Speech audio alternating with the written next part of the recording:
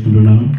అలాగే వేదిక మీద ఉన్నటువంటి అగ్రికల్చర్ ఆఫీసర్ ఏడి గారు శాలరెడ్డి సార్ గారికి, ఎంఆర్ఓ గారికి, ఎండిఓ గారికి, అలాగే బెలగల్ సొసైటీ చైర్మన్ అయినటువంటి తిమ్మప్ప గారికి, బెలగల్ కన్వీనర్ శేఖర్ గారికి, గూడూరు కన్వీనర్ సురేష్ గారికి, కోడమూరు కన్వీనర్ రామకృష్ణారెడ్డి గారికి, ఇంకా మిగతా వారికి, ప్రతి ఒక్కరికి, లీడర్లకి, సర్పంచులకి, ఎంపీటీసీలకి, అలాగే ధనంజయకి, అలాగే ఎంపీటీసీ అయినటువంటి కౌడు గారికి, ప్రతి ఒక్కరికి ధన్యవాదాలు.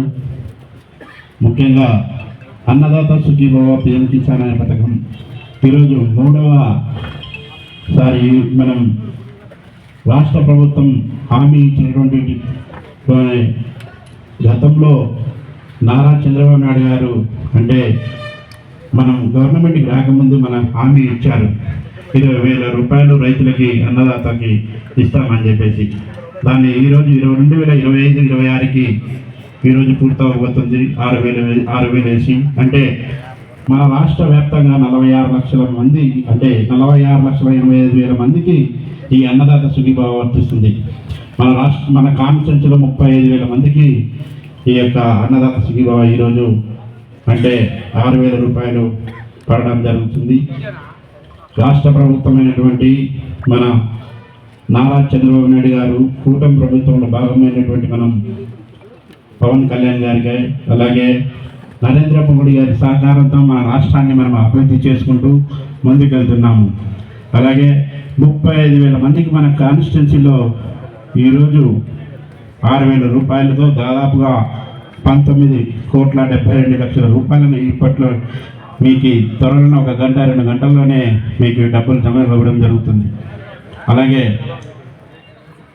మన నారా చంద్రబాబు నాయుడు గారు ముఖ్యంగా రైతులకి పక్షపాతి కాబట్టి రైతులు సంక్షేమాన్ని కోరే విధంగా ఆయన ఉల్లి రైతులకు కూడా మన రాష్ట్రంలో ఎక్కువ నష్టపోయిన వారికి దాదాపు హెక్టార్కి 50,000 రూపాయలు కూడా అందించడం జరిగింది.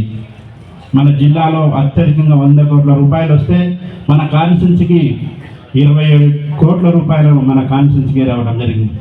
అంటే రైతులు ఎక్కడ కూడా నష్టపోకూడదు. ఉల్లి రైతులైతేనేమి, కోకో రైతులైతేనేమి, అలాగే మామిడి రైతులైతేనేమి, ఎక్కడైనా సరే ఎవరు నష్టపోకుండా ఉండే విధంగా చంద్రబాబు నాయుడు గారు ఒక విజనరీతో ముందుకు వెళ్తున్నారు. అలాగే అన్నదాత సంతోషంగా ఉంటాయని మనందరికీ అన్నం పెట్టే రైతు కాబట్టి మనం కూడా దేశంలో ఉన్న ప్రతి ఒక్కరూ సుభిక్షంగా సంతోషంగా ఉంటారని తెలియజేస్తున్నాను. నారా చంద్రబాబు నాయుడు గారు పోలవరం అయితేనేమి, వెలుగొండ ప్రాజెక్ట్ అయితేనేమి, ఇంకా ప్రతి ఒక్క ప్రాజెక్టుని ముందుకు తీసుకెళ్తడం మనం స్వయంగా చూస్తూనే ఉన్నాం.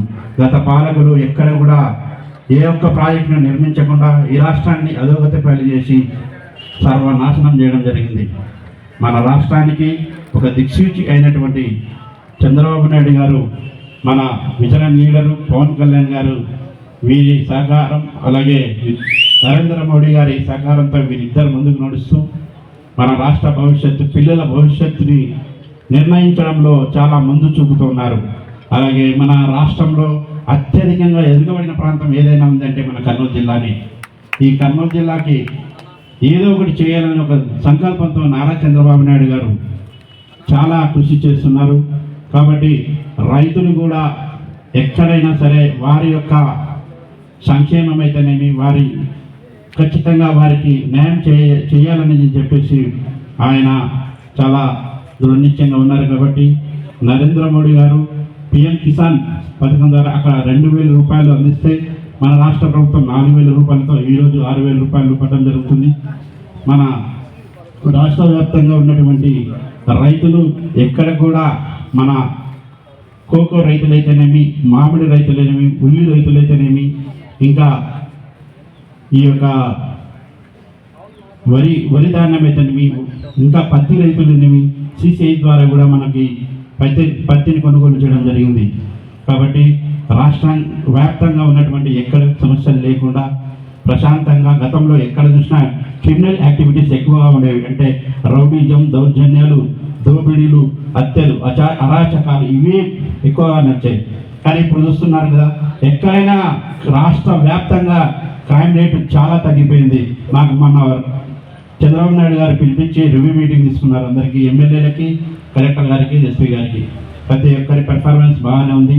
అందరూ ప్రతి ఒక్కరూ బాగా ముందుకెళ్ళండి, క్రైమ్ రేట్ కూడా తగ్గుతూ వస్తుంది, క్రైమ్ రేట్ ఎక్కడా లేదు అని చెప్పి, చాలా తక్కువగా ఉందని చెప్పేసి దాన్ని కూడా కంట్రోల్ చేయడానికి నిరంతరంగా కృషి చేస్తున్న వ్యక్తి నారా చంద్రబాబు నాయుడు గారు. గత ప్రభుత్వంలో అయితే ఎక్కడ చూసినా ఒక చిన్న మాస్క్ అడిగిన పాపానికి ఒక ఎంబీబీఎస్ డాక్టర్ని హత్య చేసిన ఉదంతాలు ఉన్నాయి.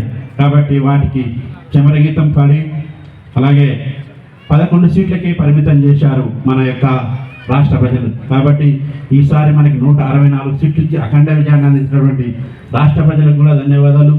కాబట్టి మన రాష్ట్రం ఇంకా ముందుకెళ్ళి దేశంలో అగ్రగామిగా ఉండాలని చెప్పి కృషి చేస్తున్నటువంటి వ్యక్తి నారా చంద్రబాబు నాయుడు గారు. పారిశ్రామిక రంగంగా పరిశ్రమలను కూడా తీసుకొస్తున్నాము. అలాగే గూగుల్ సెంటర్ని తీసుకొస్తే విశాఖపట్నంలో వైఎస్ జగన్మోహన్ రెడ్డి ఒక ఎంపీతో హైకోర్టులో పెళ్లి ఇచ్చాడు, దాన్ని స్టాప్ చేయించండి అంటే వారికి ఎంత విజ్ఞత ఉందో తెలుసుకోండి. మన పిల్లల భవిష్యత్తుని, మన పిల్లలు చదువుకొని డేటా సెంటర్లో ఉద్యోగాలు, గూగుల్ డేటా సెంటర్లో ఉద్యోగాలు పొందే వారికి అలా చేయకూడదు. ఇంకా క్రిమినల్ యాక్టివిటీస్, గంజాయి, మత్తు పదార్థాలతో మన పిల్లల్ని బానిసం చేయాలని జగన్మోహన్ రెడ్డి కంకరంగా పెట్టుకున్నాడో గుర్తుపెట్టుకోండి. కాబట్టి గుర్తుపెట్టుకోండి, ఎప్పటికైనా జగన్మోహన్ రెడ్డి మన రాష్ట్రానికి ఒక చీడ పొరుగు. ఆయనని పారదోలితేనే మన రాష్ట్రం బాగుంటుందని తెలియజేసుకుంటున్నాను. కాబట్టి ముఖ్యంగా తెలియజేసంటే మన కాన్స్టిట్యూన్సీలో బెలగం మండలానికి కూడా చాలా రోడ్లు, ఆర్ఎన్బి రోడ్లు కానీ, పిఆర్ రోడ్లు కానీ ఎక్కడ చూసినా రోడ్లు శాంక్షన్ అయ్యాయి, రోడ్లు కన్స్ట్రక్షన్ కూడా జరుగుతున్నాయి. గతంలో ఉన్నట్టు కాకుండా ఇప్పుడు చాలా బాగున్నాయి రోడ్లు మనకి. కాబట్టి ఎక్కడైనా కానీ ఇంకా ఏమైనా రోడ్లు కావాలంటే కూడా మనం చెప్తే కూడా వాటిని సారికి తెలియజేస్తాం. నేను విష్ణువర్ధన్ రెడ్డి గారు నేను కోరుము నియోజకవర్గంలో ఉన్నటువంటి తాగునీటికి అయితేనేమి చాలా